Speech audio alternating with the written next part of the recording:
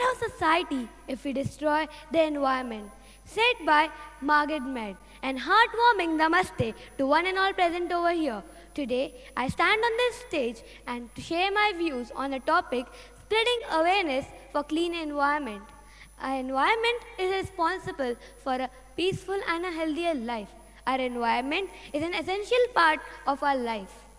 But today, we are disturbing this environment in many ways, which affects all the living beings. Without realizing that what we have done to this environment, it will pay us back in the future. The Industrial Revolution has converted every city and town into hell. The beauty of nature has been replaced by factories and skyscrapers. The sky is an ugly sight of toxic fumes. Problems like global warming, deforestation, depletion of ozone layer, etc. has affected the environment in a negative way. The clear rills and brooks, which used to be picnic spots, have been converted into drainage channel carrying the pollutants to this river, which has become a bigger channel carrying the sewage to the sea. The world has lost its beauty and purity. We humans have made an ugly transformation. The environment is waiting for us to come and preserve it. Now, what has caused this all? Firstly, we care very less about hygiene. Most of us even spit on the colorful drawings made by students and make them red. Second, workers working in cleaning jobs get hardly any respect.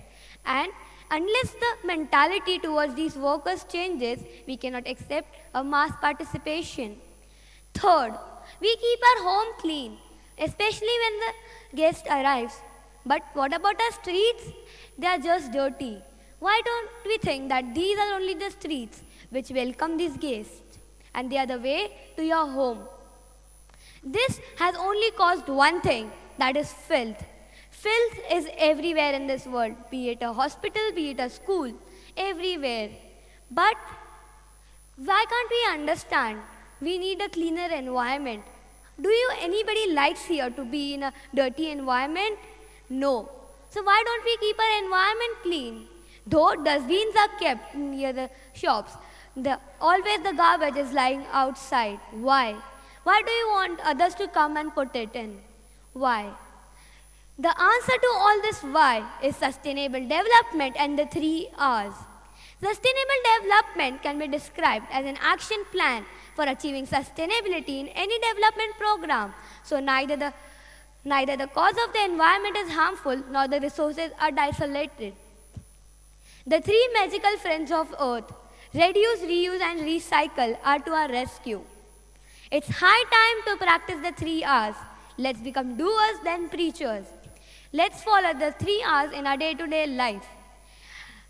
Let me tell what are the 3 R's. The first R, reduce, which means use of less material, reuse, which means the use of material again and again, and the recycle means converting one material from another. Now, the question is, how the other peoples not knowing will know this? For that, social organization and government need to come with more stronger awareness programs which shall reach the narrowest street of a city, town or village. And this will not only happen if the government does. We need to support them hand in hand. And now, technology. Technology is evolving every day. Technology can be used to solve these problems also, because cleanliness is next to godliness.